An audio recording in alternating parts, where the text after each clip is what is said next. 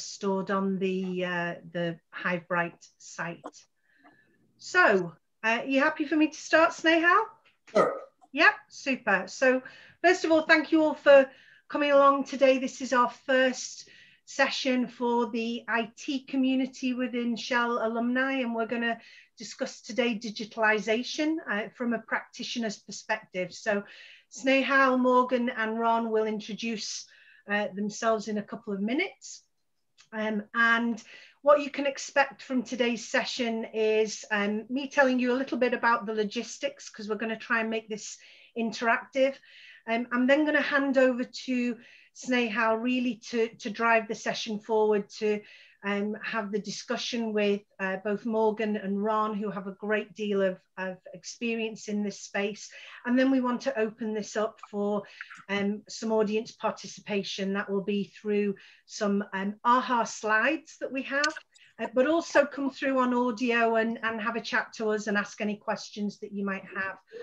We can also take questions in the chat window in Zoom, and then we look to close out a few minutes before 3 o'clock UK time, so just less than an hour. So in terms of logistics, what I'm going to ask you to do part the way through today's session, although you can start early and get ahead here, is to log on to a site called ahaslides.com and to go to the Digit 1612 meeting. So when I come down to showing that, I will share this link with you all again. It might find it easier to do that on a smartphone or a tablet, and you will follow the instructions for each question. So we will push questions out to you and get you to type in your responses, your answers, and then we can basically open up that discussion to all of you attending today. And you'll be able to see the responses that are coming in, and Ron, Morgan and Snehal will be picking up on some of those responses and opening up the audio lines for more discussion. So be ready with your questions for our speakers through audio or using the chat window. And with that, I'm going to hand over to Snehal, who's on mute again. Snehal. That's the phrase of 2020. You're on mute. You're well, not at least my video should be okay, but thank you, Catherine, for reminding me. No problem. Thanks, Catherine, for setting this up and getting us to where we are. As Catherine mentioned, we are going to keep this quite informal, go through a format of Q&A and then have people participate. And I'm making some assumptions that there's a mix of people with IT background, business background, where the common interest is in the place of digitalization. So instead of trying to use a definition from someplace, I figured, how do I explain what the hype is about? And I've broken it into two phases. The left, which is called digitization, I think most people are familiar. And as the icons show, it is basically moving to a world where we've gone from paper to bits and bytes. And we can get the drawings, for example, if you guys have been in engineering, as data, you can think about using mobile phones, email, etc.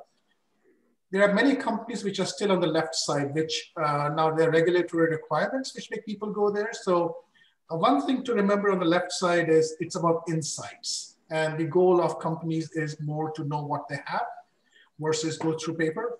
It also led to many packaged solutions. So as companies, and if you remember, if you were in Shell, we put ERP systems. So it's a very insight-based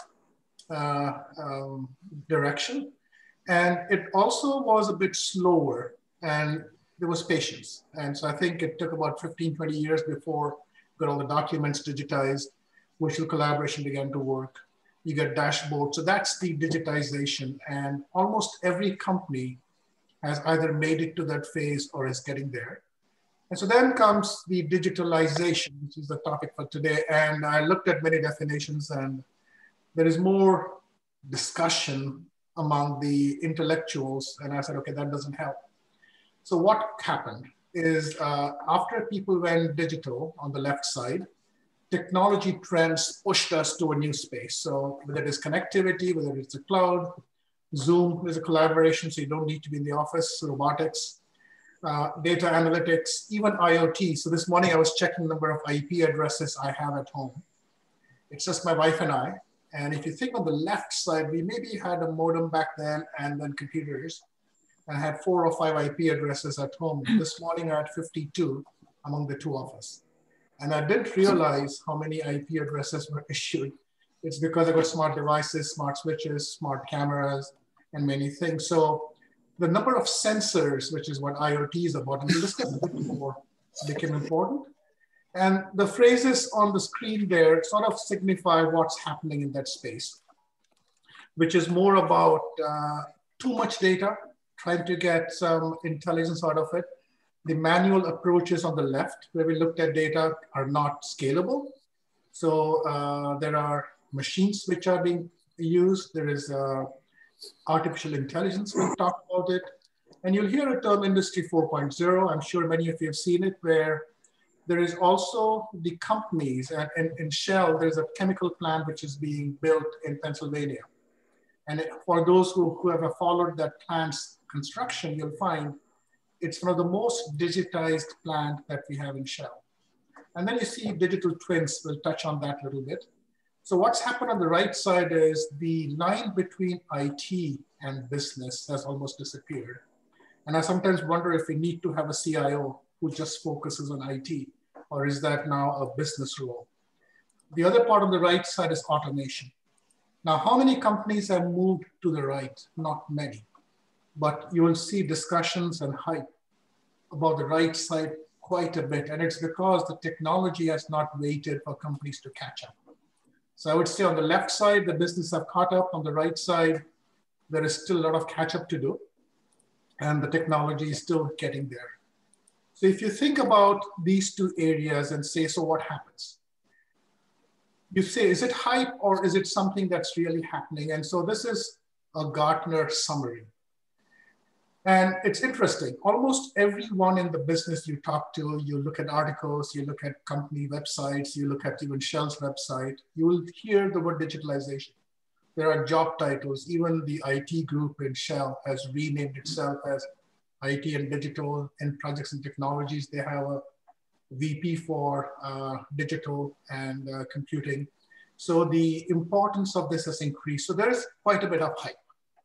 And like Gartner says, about 90+% of companies, and this is data from maybe a couple of weeks back, a month ago, are engaged in some form of digital, which is more on the left side, moving to the right of the previous picture.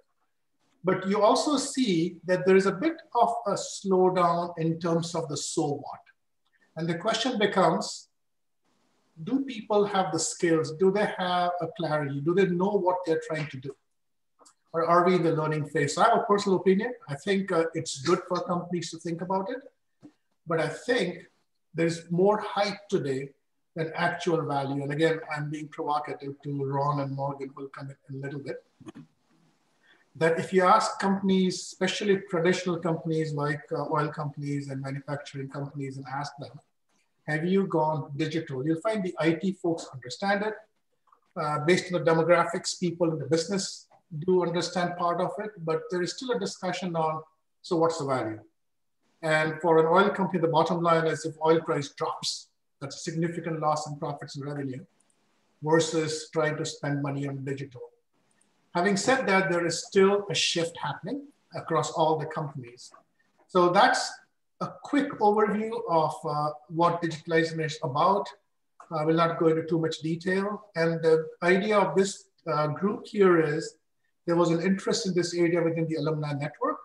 So we said, okay, let's get some people who have worked in the area, who have some opinions, who have some views, get them together, kick this discussion off, and see where it goes. So it's not like a prepared presentation. Will pretty much be ad hoc. And like Catherine said, we'll also pull all of you in a little bit later to get your views. So be prepared to challenge folks as you hear the discussions, make your notes, add items to the chat screen. So with that, let me introduce our guests who are going to be talking. They are all Shell folks, and they've been picked just because they're the first people who started talking about it. So there was no special reason to pick the three of us. Morgan has been in Shell at least 10 plus years back. He has his own company called Digital Energy, and he's based in Dubai and is working on solutions which are based on digital.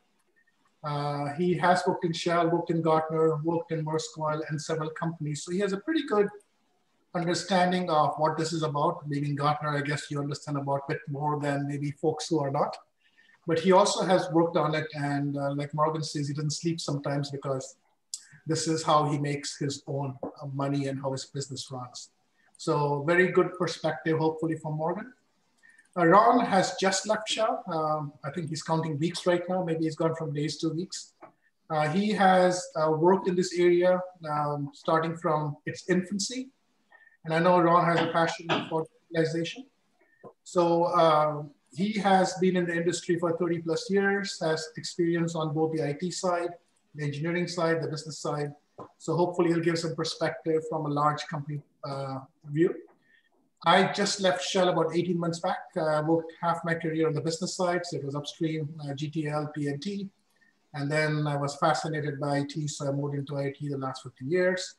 And I do consulting. And you can look up our LinkedIn profiles to see a bit more. So what I want to do is go into a Q&A. And Ron and Morgan, I know we have not prepared this discussion, so we'll see how it goes. So maybe the first question to both of you, and I'll start with you, Ron, is why do you think this is important? What is your passion about it? What got you into this space? My passion on digitalization, so I personally believe it can deliver a lot of value to not just oil and gas or energy companies, but to all the companies around. Yeah, by translating or transforming data into value. And I think there's a lot we can gain from that. And that drives me really. And it comes together with my other passion is innovation. So combining these two, it will unlock a lot of potential value.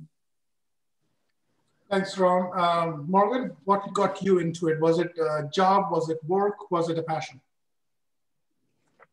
Yeah, I'm a bit of a geek. So it was the technology.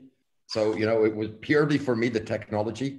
And yeah, that was it. Whether it's, you know, the first technology that we had as humans, which was, you know, let's say fire, right? Which somehow energy related, or let's say the advanced computer systems that we're running today. It was just for me a geek, and I like technology. I was that simple.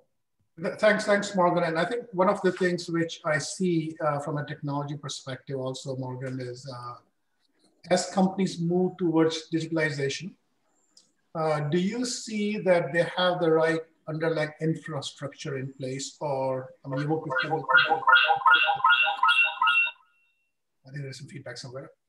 So if you are not speaking, if you can be on mute. So Morgan, do you see companies prepared from a geek perspective, from a platform perspective, or are they going too fast in digital experiments and not quite ready with infrastructure? I think it really depends on the size of the company and the organization. If we look at the larger organizations, let's say like an IOC, like a Shell or companies like that, I think they don't necessarily have the right infrastructure. It's just the scale of the problem that is there. I mean, funny enough, today I heard a call, or I had a call with someone. We were talking about things going on in the industry, and you know, a major player in this industry is basically saying, oh, you know, we're kind of doing an SAP implementation, a revamp, but now we're thinking we're going to cancel it after spending $50 million. Which doesn't make a lot of sense, right? And that's because of all the issues. I think you know, if you look at some of the smaller companies, also the OFS, the oil field service companies, I think they've moved a little bit quicker to a full cloud backend, right? Mm-hmm. They've moved in terms of microservices, you know, within their applications. So they've really kind of renovated their core. And I think, you know, these are the companies that are really able to scale and move further. I think larger organizations, I think it's just the process. And of course, you know, you come from a capital intensive industry. I'm making, you know, massive capital decisions to build a facility for 25 years. You know, I'm not thinking about quick. I'm thinking about, hey, how am I going to get my dividends? I'm going to pay them to all my shareholders. So there is, you know, but I do see that the larger organizations are not at the forefront of digital, and it's going to cost them to move. And now historically, that's been okay, because if I've got the cash, I can wait, right, to deploy it. But you know, things are changing, and you know, I do see that the technological foundation is not there in some of the larger organizations because of the scale and the legacy that they have. And that legacy, you just can't necessarily turn it off, because you know what, if your operators in the field are running in a system, your business is running. Why are you going to change that, right? Why are you going to put in difficulty? So that's kind of the view that I would put forward. So maybe building on that, so you talked about being a geek and you got into it, and the challenge which companies have. But if you look at data itself, even though companies may not have the infrastructure, the amount of data coming through, not because companies have made a decision, but it's not a choice of theirs, is just exploding. So Ron, in terms of this phrase, artificial intelligence, what have you seen? Given you just finished your job in a large company and you must have seen Shell's competitors also. If they don't have the infrastructure in place to manage all of this, how the heck are they working with artificial intelligence, which seems very nebulous? No, and that's really an important condition. You know, you need to have a good understanding of your data position. And I mean, looking at the bigger companies, and Shell was certainly one of them, of course, there were tons of data around, but not being used. Yeah? And I mean, so the first question is, of course, what is the quality of the data? And then we had for years already, you know, data quality improvement programs in place. So once having done that, you know, you can then actually use that data and start building on the data and create insight from the data. And I think, and that's the big game. If you can actually leverage the data and create then decisions based on that data, you can then really understand your business processes. You can predict where it will deliver value. You can predict where it will go to fail, etc. Yeah. So, but you need to have a kind of a base platform to have clean data, to have the same definitions. If you say, okay, I have a well, what is then a well? Do we have one single definition of a well? Since there's so many definitions of the data items around, so you have to land that to some extent. And so that's the kind of precondition. Sorry, finish your thought, Ron. Yeah, so once you have that, you can then use the algorithms like the machine learning, the machine vision, and the natural language processing to actually to monetize that data. And that's the ball game, I think you have to move towards to, you know, monetize the data. Ron, I heard Morgan say that large companies have a legacy, this baggage, which is the legacy systems. You talked about data quality, and you think it could be, it should be, it would be.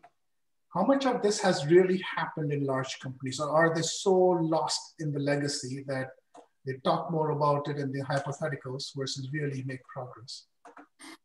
Yeah, different ball games, you know. I mean, I've seen non-operated ventures struggling with operational issues, and then there's really no time to clean up your data.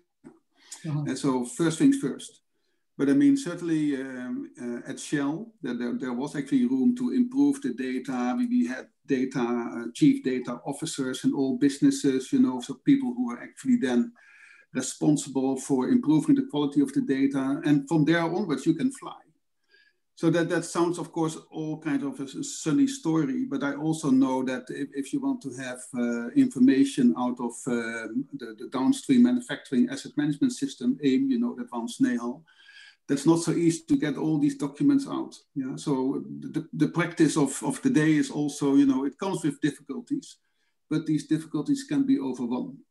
You can overwin these by working together, you know, by having the right mindset and driving it forward. And I've seen also success stories. One of the ones is natural language processing. We needed to understand the spare stock in a big refinery in Pernis, actually, and we needed to have the documents from AIM. And with traditional technologies, you know, it's all PDF files. It would take ages, but digitalization helped. Yeah, just by processing the right documents, looking for keywords, etc., we could actually then build up a kind of base and understand the stock. And that really helps. Yeah, so it requires the right people in the right setting. But I think we have a lot of information that can be used to translate that into the right information and value at the end of the day. So Morgan, if there's data available and like Ron said, there is cleanup happening, now you have worked with companies to make this happen. And I think your livelihood depends on being successful and delivering value. So if you can touch on what challenges you saw, like the ones Ron mentioned, how you overcame maybe briefly, and then get into things like robotics and what's happening in that space, HSSE, especially if you have a company called Digital Energy. I'm sure there's something that you must have done right to be surviving with that company. Right, absolutely. So I think the first thing that I would say is I would go back and I would say, you know, like what you've said, Ron. So I'm gonna phrase this and kind of give you three. If I'm from the big operator view, exactly what you've said is correct. I'm the big operator. You know, I look at these non-operator ventures. They don't have the structures. They don't have the standards as us. So, you know, they're not gonna be able to make it the same way. That's fine. If I took the Gartner hat on in what's on in the world, I would say, well, why is it happening? Why is it happening everywhere else and not in these big companies, right? Because this is moving. If I then take the position that I am with myself, you know, it's very surprising, you know, let's say as a practitioner specifically now, you know, in theory, to build a model, I don't care about the backbone, right? I don't care about the infrastructure. I care about having the data, getting the data. Then I build my data pipeline. So how I can, you know, merge, transform that data, pipe it in. Then I care about building my features. So feature engineering is where I look at the data and what do I want to predict? Let's say as an example. I really don't care about I care more about the, you know, just getting the data dumped to me. I care about that the data has size. I want size. I want, you know, not just that it's big, but I want lots of records, historical records. The quality of the data is important, but it's not as important as you may think. If you've got size of data, you can work on models as an example, and I can look in the models and I can look at the variance. And I can look at the variance and the standard deviation between one data point and another data point, right? And you can, you know, there's tools and techniques out there where you take almost an X-ray of data. And that X-ray of data lets you see what's there. So then you can put those statistical models in your algorithms or in your model where you can start to do the prediction. So a lot of time, we think too much about the quality of the data and we can't get it, we can't integrate it. What I'm trying to say is that's a little bit of a red herring. The key is that you have data, and then the key is that you model that data. And it doesn't have to be modeled in your live environment. Put it in a sandbox environment. Once you can prove what Morgan, what I would say is, I'd almost encourage people to maybe reach out to you if they're skeptics and maybe get some examples from you, maybe, and we'll be sharing emails. Maybe it's pretty clear you've gone through at least a thought process, but also an actual in practice approach managing what might be a challenge for larger companies which work over data quality. And I also hear from you a little bit of an agile, quick, make it happen versus the traditional approach of large enterprise systems, which I think most of us who come from a company like Shell have experienced, you know, large processes.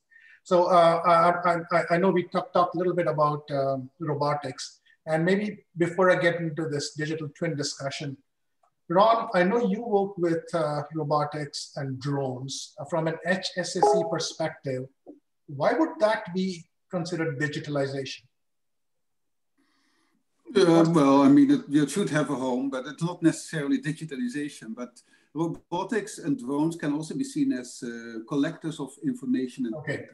Okay. And then that makes them really close to digitalization. I mean, imagine just the drone you saw is flying along the pipeline, taking pictures. You know, these pictures can be analyzed by an algorithm, machine vision technology, and you can identify corrosion or leaks. You know, and that makes it really digital. So the drone or the robot is really at the forefront of the whole digitalization process. And it ends up with a report, you know, that the inspector better, you know, inspects that particular part of the pipe or of the asset. Yeah, and that makes actually the drone or the robot part of the digitalization. Whether it's confined space and you put a robot in, whether it's surface or you put a robot in instead of a diver, it's the same principle. The robot is actually collecting data, and that data will be analyzed using algorithms. But that brings it really close to the digitalization, Snehal. Okay. So maybe moving on from that, so I know it's a source of data, and just like drones and robotics, there are other sources of data, and sensors and IoT have become pretty commonly used in many companies. And I was speaking to somebody from NASA, someone from a small oil company, and I keep hearing from them the concept of digital twins. And people seem to intellectually understand what that is. But Morgan, how many times have people really put a digital twin? And maybe you can say what a digital twin is from your perspective. But what is this about? What happens? And how many times have you seen this really happen? It's a great thing. So I mean, a digital twin is, and there's a common misconception. So a digital twin, in theory, is supposed to be an exact replica of your physical, of all your physical world within a digital environment, which in a lot of cases means, let's say you talk about a well, it's about getting all the data from the well, getting, your, not just, having your well logs, being able to look then at your LAS files, being able to see the completion history that's gone there, being able to see, how that life cycle of it went. So that's kind of in theory what a digital twin is. At the same time, now people are thinking about, oh, but that's kind of a 3D model. So then, it's the 3D model of it. So then you could say, okay, well, yeah, it's the 3D model with all the information that's connected into it. A lot has been talked about it. So especially from the construction industry, where you would have 3D, 4D, 5D, 6D. Now they're talking 7D. I think we're going to go to like the 20th D, before we know it. I've actually, so I mean, I've seen it, I've implemented it. I know Bentley, are doing some stuff on this. They've, open sourced that within their solutions. You've got then Aviva, who were, driving this as well. You had Integraph, with your smart plant foundation as a core. But if you really want to talk about it, nobody's actually truly done it in terms of really bring all of the data together and have the visualization. It's been done in spurts. Nobody's actually, because these are long scale projects that nobody's actually on the journey where they've done it and actually fully implemented it. They will, of course, but these technologies are quite new. As an example, if you look at the cases of the Avivas or the Integraphs historically, their systems didn't themselves integrate 100%. So how could they have all of the data then connected with it if the systems themselves don't talk? Right. So this is what I'm trying to say. So the world will move there. It's never actually, it's more still kind of vision, and we're touching it than it's actually being done. And so Ron, if you look at sorry, go on. That in Shell, there's a very active program being run now on digital twins. And I think they have a deployment program to move all the assets to a digital twin. And it makes a lot of sense. Since there's a lot of value coming out of the digital twin, it will become your operational model, actually. You can change your settings. You can actually then see how these new settings will work out, before you really implement them.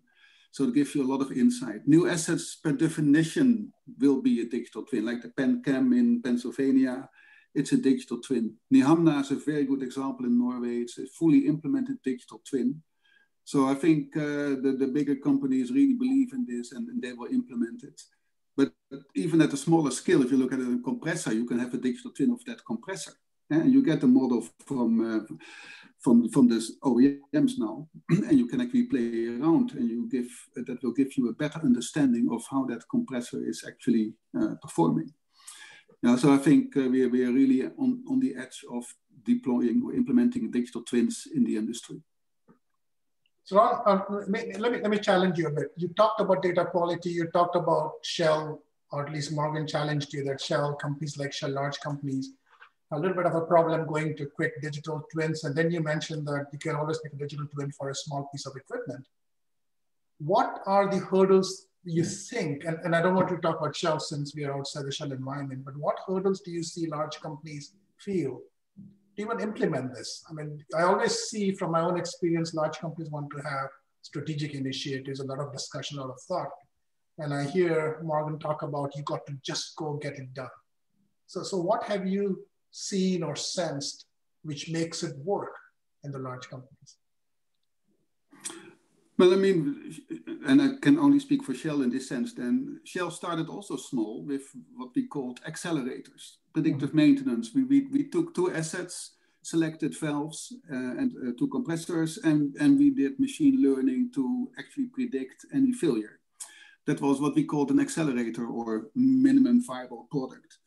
That was delivered in a couple of months, you know, and that's short enough to actually to become very impressive. So if you can do this in 3 months, you know, wow, that means a lot. Yeah, and it doesn't mean that all the features were implemented in that 3-month period, you know, but you can at least do a lot.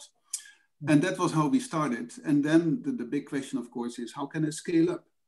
And scaling up is really complicated, of course. But then there was a decision taken, you know, let's work towards roadmaps and let these roadmaps being endorsed by the executive committee.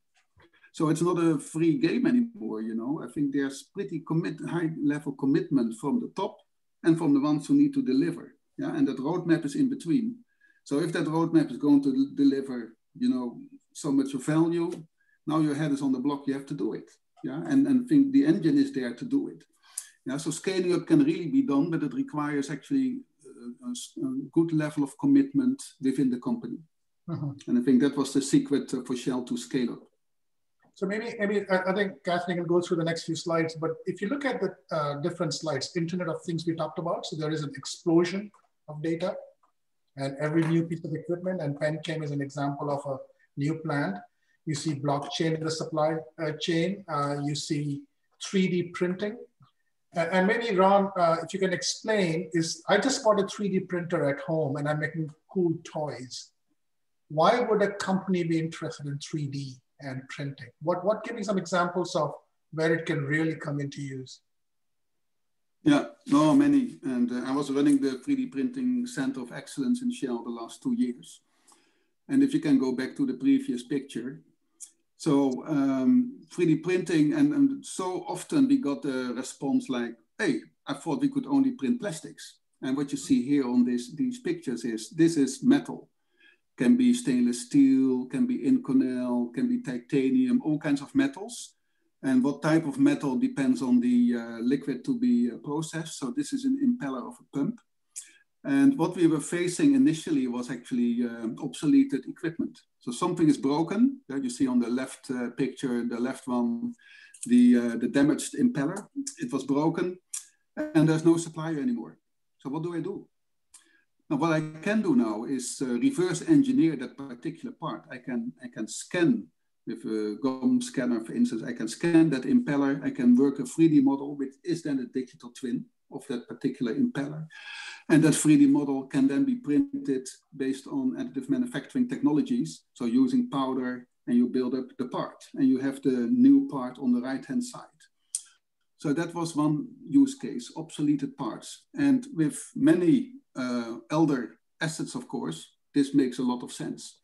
At the same time then, if you're looking at your inventory, so why do I keep all these parts in stock? And what would that cost me? What does it cost me? It costs a fortune. Every year I'm adding costs. And analyzing the data, there was a big learning, you know, most of these parts are in the warehouse for more than 5 years. Some even for more than 9 years. Some will never make it out of the warehouse, but they have a cost. So if you can take out that cost by 3D printing on demand, you can actually then save a lot of money. So that's the ball game Shell is working on.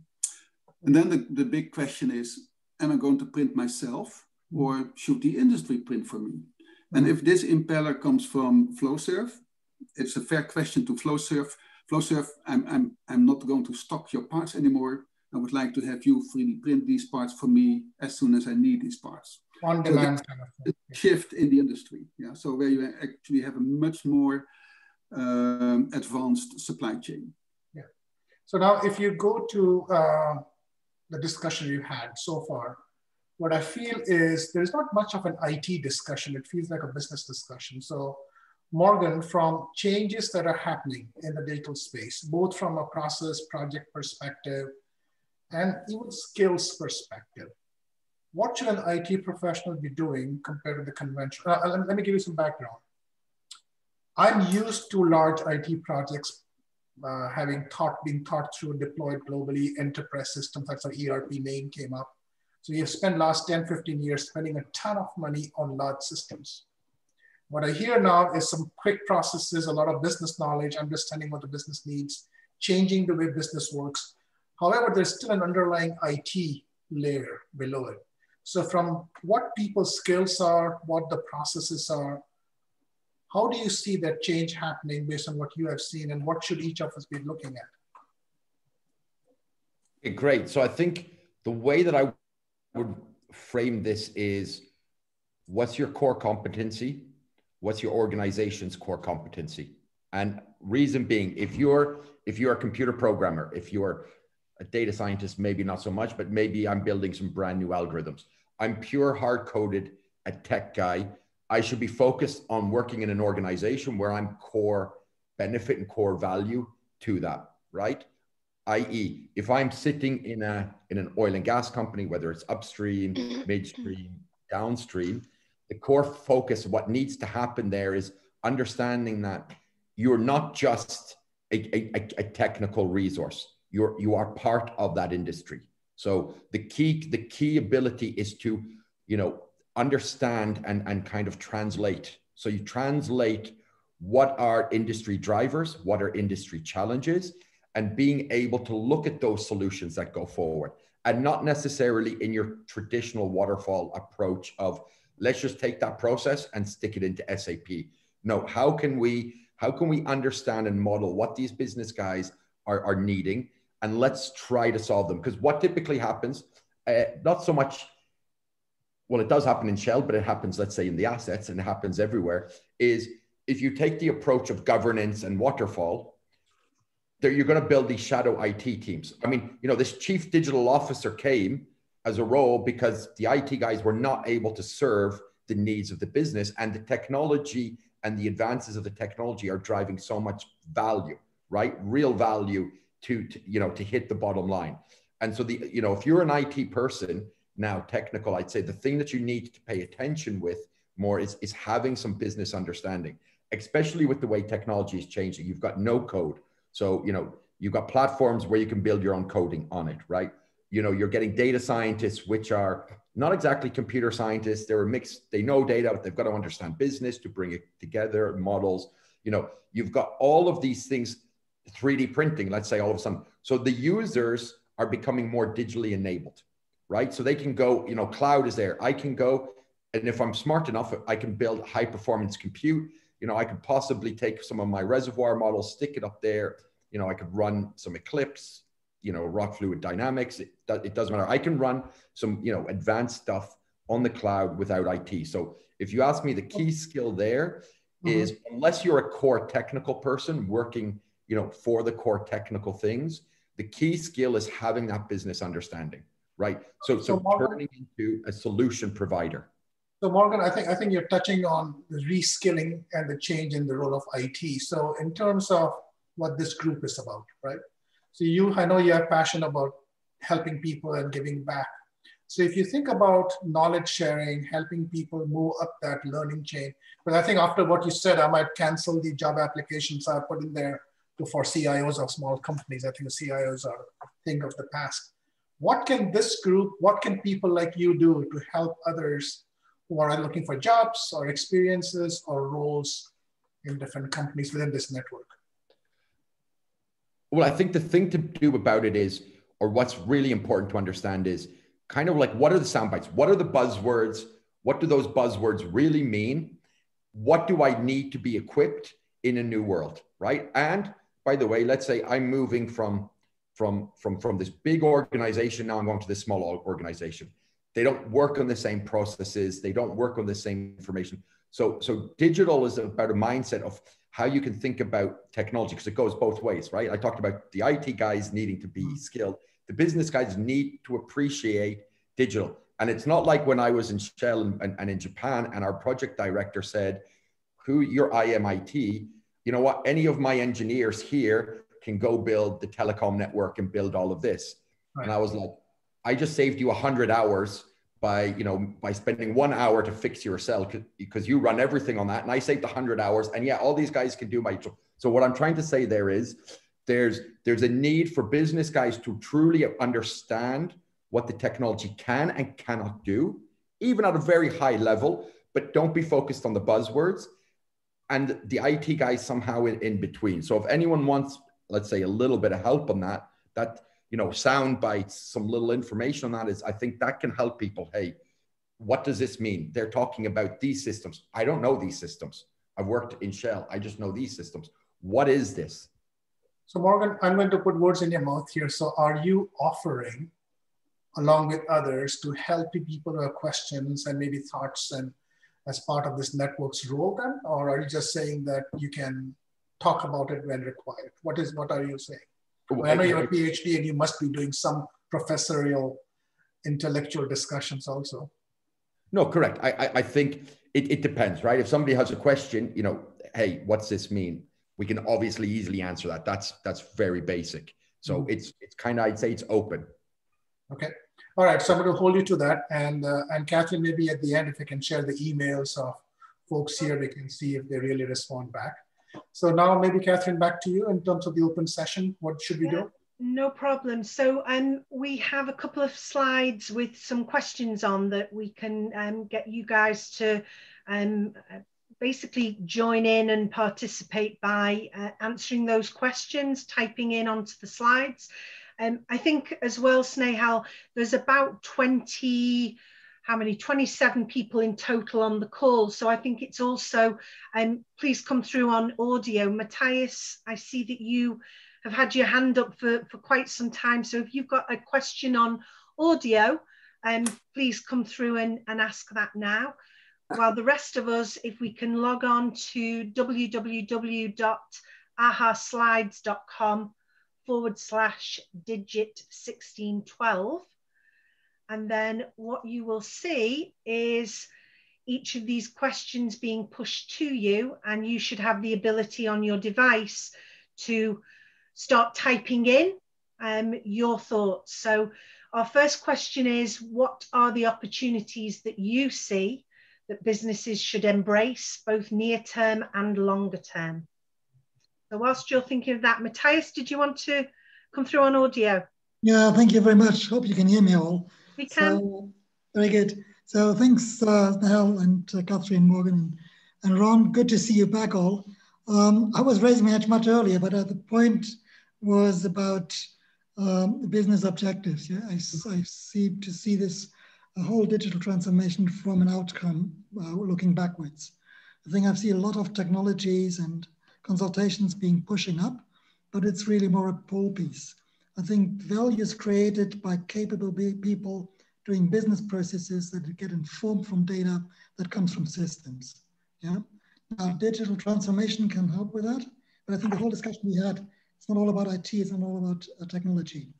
I wanted to make the point that actually I am, and I see Bettina is on the line as well, together with Bettina chairing a workshop on exactly that theme, digital transformation. It's aiming for leaderships, it's aiming for you guys and girls, if you like. And that's an SPE workshop coming up in March as a virtual event.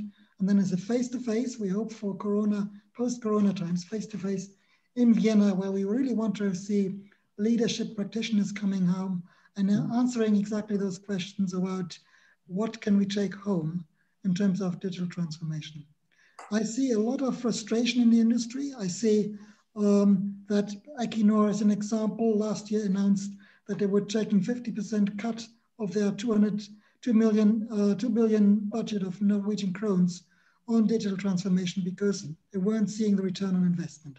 It's a huge disappointment for them, of course, because they've been very open with their digital transformation strategy. I read the McKinsey article and survey that 81% of the industry respondents from CEOs said they're not seeing the return on investments on digital transformation. Now that's across industries, not only is oil and gas, but it's a theme across the industries that digital is promising more than delivering. And we all come from Shell and technology. We know what the technology can do, but there are things that maybe are beyond the technology, which needs first removed or supported before the technology can work at scale. So I would hope for more of this discussion. I would also maybe misunderstood the format. I thought there was more time for discussion across the alumni. So thanks very much for all of your contributions. We're probably running short in time, and that was my little contribution. And again, SPE DX workshop, you're most welcome to join. Thanks. So maybe Matthias, thanks first of all. It's nice to see you there. So that's the best part about these networks. This is people, and I'm sure Bettina is somewhere over there. So greetings. So one of the questions I have for you is, I fully agree about you. The hype maybe is a little bit more than the reality on value delivery. But what is your thought on demographics? I work with small companies now, more, maybe what, 10, 15 of them. And I almost feel like a sense of freedom working with them. Some of them work with small oil companies, like a Valero is much smaller than Shell. And the small company working with Valero, things happen within 2 weeks, which shocked even Valero on their remote oil wells and how it worked. And it's not something I could ever think of working in Shell, because we think large, we think enterprise, right? So is it a demographic challenge? Is this the democratization of data to make it happen with speed? Or are you saying that the budgets are cut because people don't see value because they think big, and this is not a big play, it's an incremental play? Well, I think probably all of that. Let's start with the demographics, Snell, and yes, I'm on menu. So I think the innovation potential of the new generation, if you like, is huge. But there's nothing different from, I think, when we were young. Maybe the technologies were different, but I remember times in Rijswijk and also in Houston Bel Air where the impossible was done overnight, if you like, yeah, or in very short time frames. And then the interest, of course, stopped because now was somebody else to deploy it and it never reached the business sometimes. Same problem we have today. But yet again, this is an opportunity. The young generation has the innovation potential and the urge. And sometimes what they need is a bit of sparing partnership in terms of, have you thought of this, have you thought of that? It's more the other aspects of scaling up, of business value, of risk management, of commercial and competitiveness as well. The small startups sometimes have great ideas going nowhere because they didn't think of finance, or they didn't think of protecting their IP, etc. So all of that is true. I enjoy working with them and advising them as a sparring partner all the time. Yeah. Now there is also hype, as you said before. There's a lot of hype in the industry. Not everywhere where the technology can add a functionality will it actually add to business value. Quite the opposite. I'm in favor of taking business value first and then working backwards, rather than pushing technology up the hill. Sometimes that works, but in many cases, you pull works better. Thanks, Matthias. So I think, Morgan, Ron, any comments? I see a lot of people have comments and thoughts, and I know we won't do justice given time. And we will have maybe more sessions. This is just a trial balloon we floated. But Ron, Morgan, I'm sure you're watching some of the thoughts. So anyone else on the call, if you have any comments as people talk about opportunities here. Snell, this is Sushma. Can I just make a quick comment? You know, since I think Ron or Morgan commented about the chief data officers.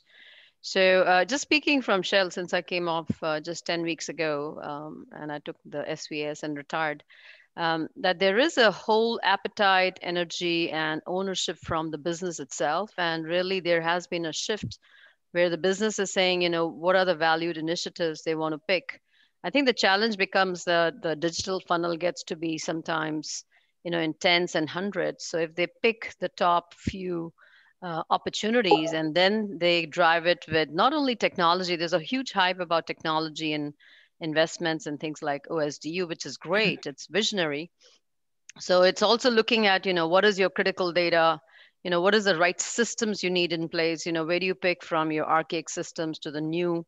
And how do you apply your AI and, you know, crawlers to pick all that to drive the solutions and then scale it up? I mean, you talked a lot about data quality, actually, knowing what impact you want actually in wells, reservoirs, and facility management. We did drive that with the chief petroleum engineer. So I think if the business is on board, you have the leadership, the culture is right. You know, you talked about the data democratization and, you know, we want to liberate the data. and we work it with the right elements, but we have to be choiceful. What I find is we suddenly explode into hundreds of initiatives, and we go from what has been scoped out for certain purpose to exponentially growing it without getting the benefits. So if we start getting the return on investment and some value add, then it's much easier to justify. And what's happened is, as we started, digital is big on Shell strategy also. If things have not matured, then there has been budget cuts, and things have sort of trimmed down. So really it comes to, as Matthias also said, that if you get that value generated and you get that trust from your business, then you can get everything going. But it's not only about just the latest tools, and you talked about Aviva and C3 IoT. It's getting really everything that's needed in an integrated fashion to get to that endpoint. So just a quick chip in, Snehal. Yeah.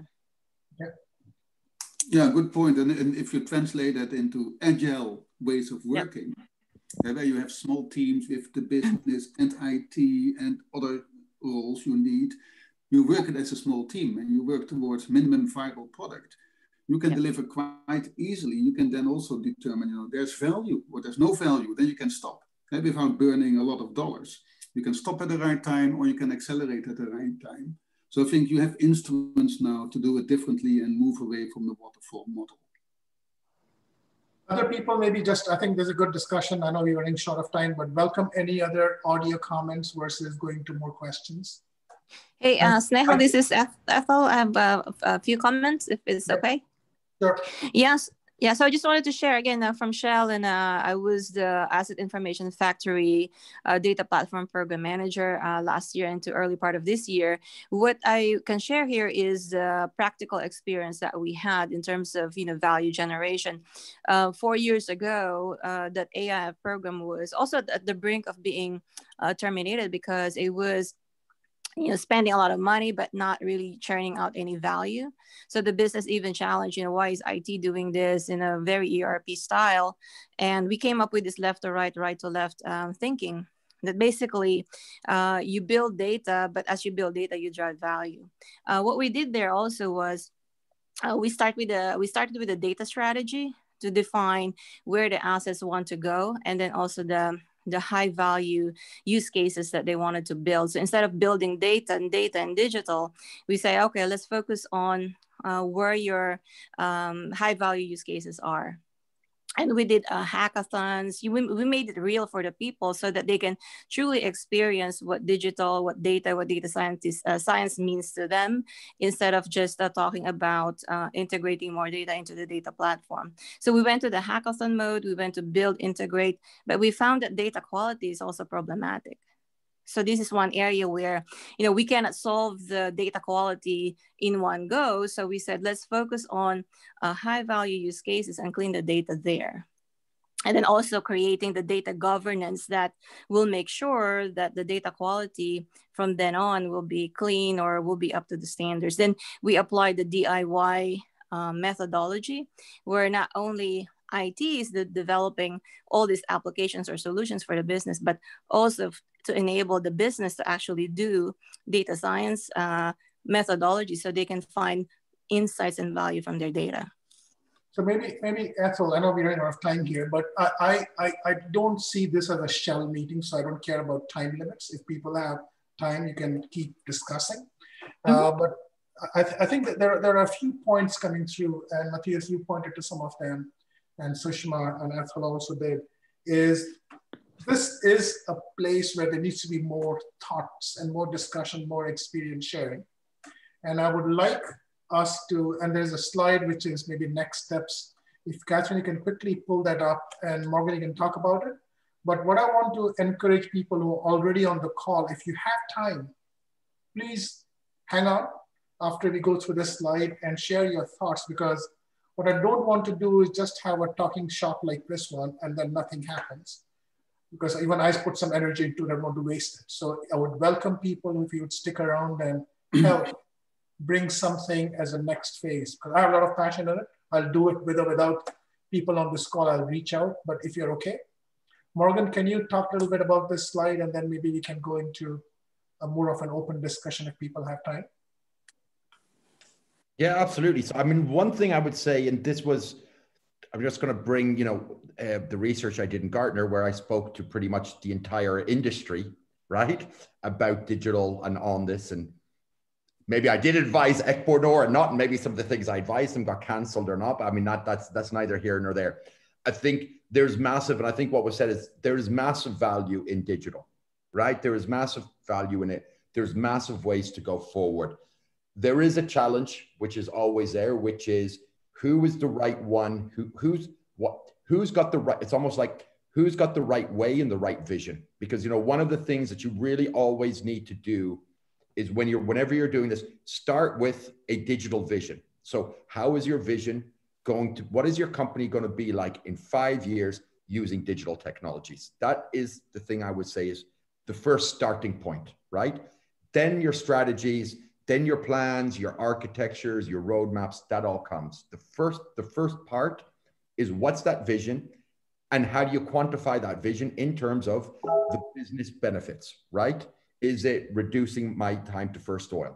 That's kind of my one thing there. And then I would say, in terms of where this could go, I think there was lots of people that spoke today, lots of ideas, lots of different things. I just kind of say is if it's, the SP event, I thought that was, those are some of the SP events are great. But, if there's something specific, I think things can be formulated to it. What can also happen is when there's, and this is why I talked in the vision before, when there's a lot of different people and a lot of different ideas, it's also like determining where you want to go with it, where you don't want to go. Because if it's not crystal clear to everyone, even kind of what the Lego blocks are, the building blocks are, how do you know what you're playing in the sandcastle? If that makes, if I'm speaking too vague, kind of let me know. But that would be kind of the way that I would see it is, start with almost the way you would do digital, start with like a vision. What could this community be? What could be ideas that people bring in, right? Could it be, as an example, a vision of, hey, you're moving from out of Shell, you're moving into the new world. What's that like, right? And it doesn't have to be a scenario analysis. What could that be like? Is it a little roadmap? Is it a guide? Would that add value to somebody? Would it be, hey, no, I want to know more about data science. I want to know more about data quality, right? Is there something, some small framework, something that could come out that's of value to everyone? I mean, that's kind of my thoughts there. And thanks, Morgan. And I think there is I know Catherine will send the slides out to people on this call, so you don't need to write the emails. But one of the things we decided is reach out to us. I think we have some bandwidth to respond. And there are others I can see on the call who will, so I will try to get that done. But what I would like to see, if people want to stick around and have a little bit of a discussion so that we have some convergence on any thoughts, then feel free to. I'm around. And maybe Catherine, if you just turn the slides off. Yep. And we'll see if people want to have a discussion. And I know not everyone has spoken, but would welcome thoughts on what's on your mind. So it's Ricardo here. So I left Shell about 2 or 3 years ago. And I was head of digital in external relations, and also I was the global marketing technology director in retail marketing. So I was not on IT, I was in the business. And my observations would be that this whole digital transformation problematic, most of the blockages that I've dealt with, both in Shell and outside Shell, are organizational. They're not technological. Most of the times the technology is not the issue. It's the organization and the ways of working that need to evolve. And that's why big companies like Shell have a huge problem, because those are the things that are really, really difficult to change in a short amount of time. I mean, and then you have all the symptoms that we have already heard here today around bad investments, too many different activities, probably too many of them, or wrong ways of working on important projects that then go wrong. All of those things, I think me and everyone else here in Shell have seen them going around the company. Obviously, a lot of also very good activities. I mean, when I was in Shell, I've seen everything. I've seen the best teams I've ever seen from a technology perspective, and some teams which were still in the last century. So you have everything of that within a company, as you just Shell. And if you don't have a very strong leadership that drives the digital agenda and has a deep connection with EEC, you will be in trouble. And that's what I think one of the major reasons that Shell and companies like Shell get into trouble in this area is that from an organizational and leadership standpoint, they're not ready. I mean, the leadership is still the same people, a lot of the same people that drove the big ERP projects with waterfall methodologies, etc., are now starting and trying to do digital agile projects, and of course they will run into trouble. So Ricardo, we are now all outside Shell, right? We don't have any boundaries. I am a chemical engineer. I happen to have a job in IT, but I spend more time on the business side than IT side. I have no boundaries. I really sometimes forget I was in Shell because it brings me bad feelings. I mean, I almost feel like constraints and politics comes in and I can't. I've also seen that I can do a lot more in the past 18 months, which would take me 10 years in Shell to do, literally. Yeah. I can talk to any company, get anything done. Having heard what you said, what is it that this network can make happen for people who are coming in new, people? I might say I have a consulting company and I want to work with someone. Someone else might say, I am still mid-career and I want to work on digitalization, right? So as a network, as a community, what can we do to get that energy, that negativity, which maybe some of us have experienced, and throw it out and second, make it happen? So that I'm just looking for ideas here, and I welcome anyone to talk about that. What is it that we can do as a community? Because one common theme seems to be, we can, we could, we should, we may well be able to. And so I'm trying to say, okay, how do we get there? And in the process, if my little consulting business makes money, I'd be happy to. Guido, did you have something to say? I know your hand's been up for a while. Yes, so basically, like you see, I'm not fully alone. You win for the best video. Yes. So that's good. Well, basically, I had a lot of add-ons on some columns, and I fully agree with some other of the previous people who spoke. So I will not go back in that because I can basically add on and agree with everyone, especially also what Ricardo said. But basically, my role was, and I'm still doing, I think in 2012, I started with PNIS, with the digitalization project of Plot. I think Ron together knows about that. I did it together with Jos de Winter. And since 2018, I joined another company to globally do the same. So I'm still involved with the Shell PNIS project, but also in other projects. And what I generally see is that it's also a project, it's a process. So you need to allow people to understand the process that it takes to change. But also you need to strategically look at the company itself, like I think Morgan also said as well, is what's in it for the company itself? What's in it for them if you look at the KPIs where they are basically judged upon? And I think it's a combination of both. I mean, like Ricardo said, technology is probably it's the least problem. I have a good innovation team as well. And it's rarely that the technology is a problem. It's always the culture and the challenges organizational wise. So I believe it's really a process, and I think every plant, every site, every initiative has a different phase and a different stage. And I think it's good to share the knowledge and to see, right, how can you basically get what you want in this transitioning period? Because basically I believe with technology, we're all transitioning, no matter from which kind of market, it's all new for everybody. And you see, basically I've been working now with the Shell project for 8 years almost, maybe 7. And I see really a change, but it took almost over 7 years. And still the change is going really slow. But I think that's a process you need to realize and respect in order to get benefits. So in that case, I see a lot of initiative. If we do something, we might have already a benefit in a year. Return on investment in 1 year, 2 years with digitalization is going to be really difficult if you're a big company. So, but basically I agree with all comments made before. And I think it's yeah, I'm happy to join and think along with this group. So good stuff. Thanks, Peter. I would like to bring in Snail, if I may. Just leaving Shell so shortly, and it's still painful on one hand. What I've seen, the change in the past 2 years was enormous, was significant.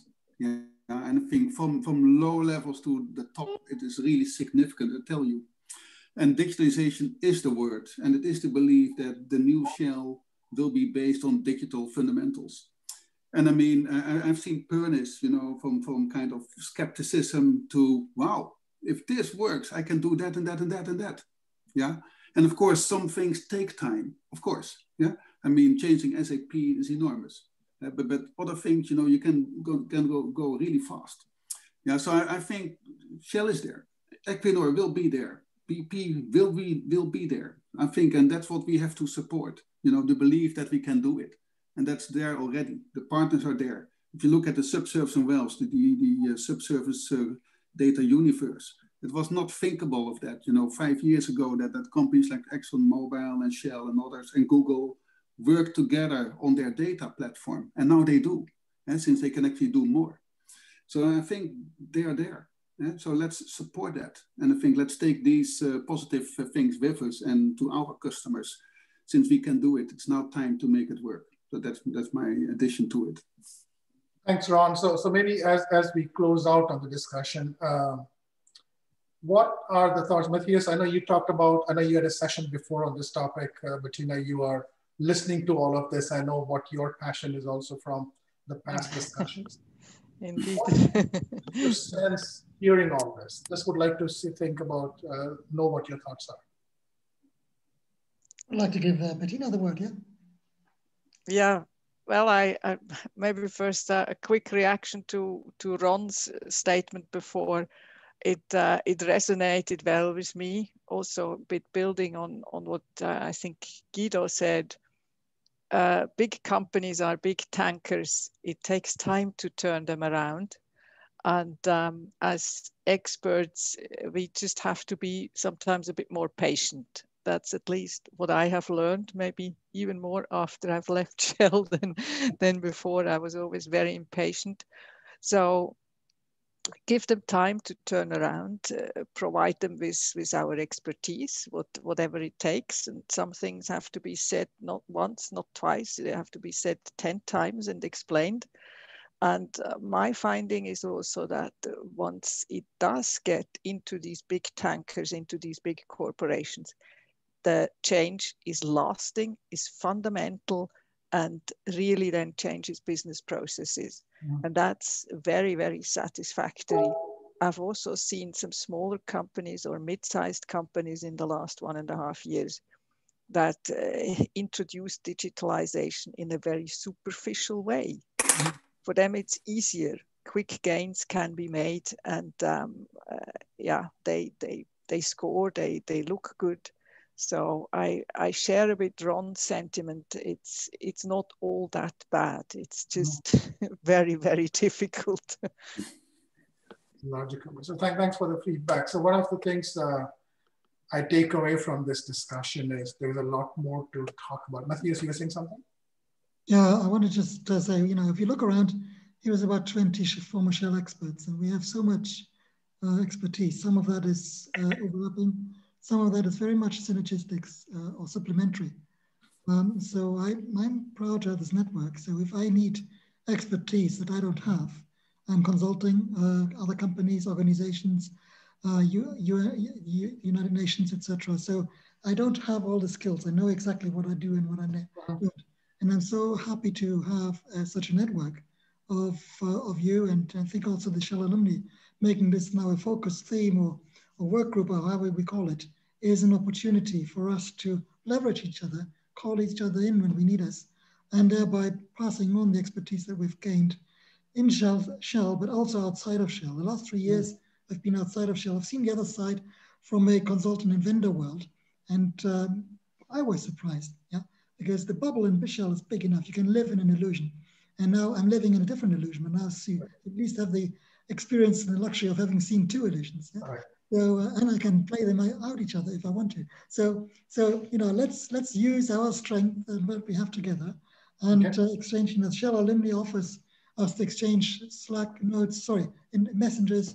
We can connect each other by email and LinkedIn and what have you. And that is the power. I always thought the people that have left Shell, with them you can build an own company. We could build an own energy company now, energy transition. So maybe that's a vision too far, but at least connect with each other and work together. I'm looking forward to opportunities. Thank you.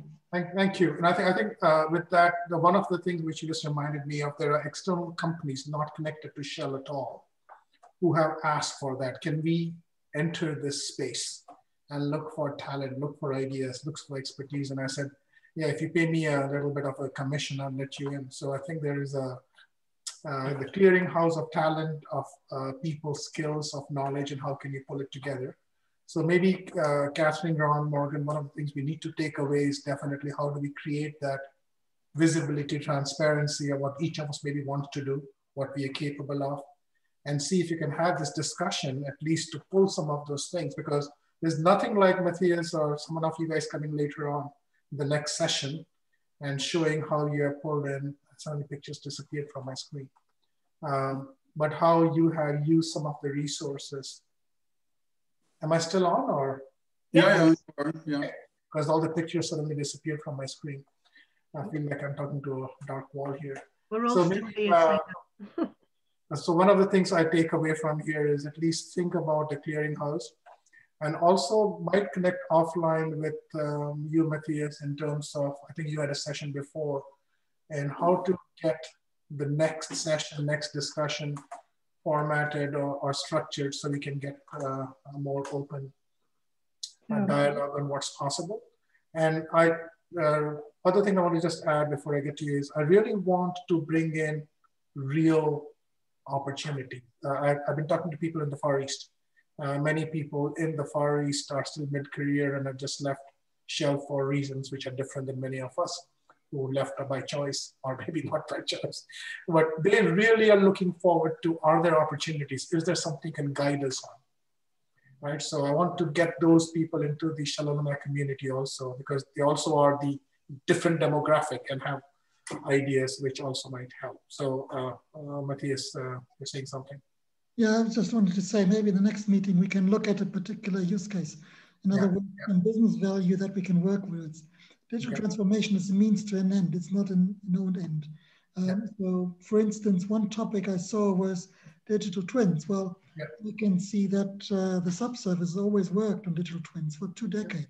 And it wasn't easy to get people to work in digital at that time. Now the process has completely been digitally transformed and it's continuously evolving. So we can learn for the facilities and surface world, if you like, and upstream from the subsurface world. As Dave Messon said in another session, you know, what are you talking about digital twins? We've been doing this for 2 decades. Yeah? So with we, he meant petroleum engineers. So we can learn some, and it wasn't a smooth riding either in subsurface, but there's lots of learnings we can take that can help on the digital side, on the surface side. And that could be one topic. The other topic we had was energy transition.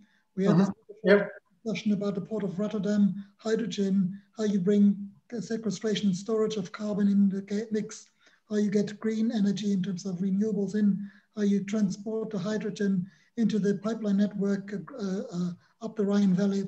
Very nice talk. It brings a lot of transferable skills that we all bring, either be it from IT, from subsurface, from engineering, etc., into the mix.